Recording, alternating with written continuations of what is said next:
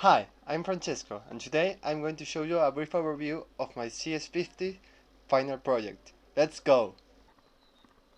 When I learn something, I like to look for different ways of seeing things.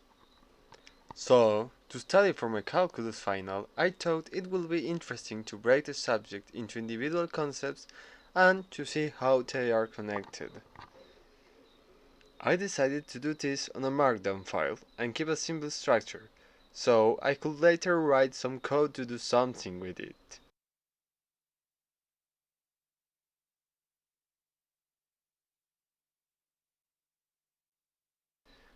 Once I was done with the exams, it was coding time. I used Python to break the file into concepts, according to the structure I had previously decided on. Then, I used the Network X library to turn the whole thing into a graph structure. And finally, once I had the graph structure, I used bokeh, an interactive plotting library, to generate an HTML file with an interactive graph from the Network X graph structure that I had previously made.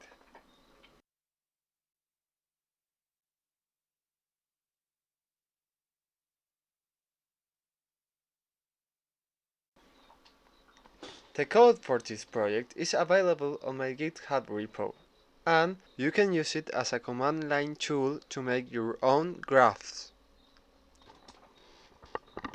To do this, you need to create a markdown file structure as shown in the readme file, and then run the script with the path to the file as an argument.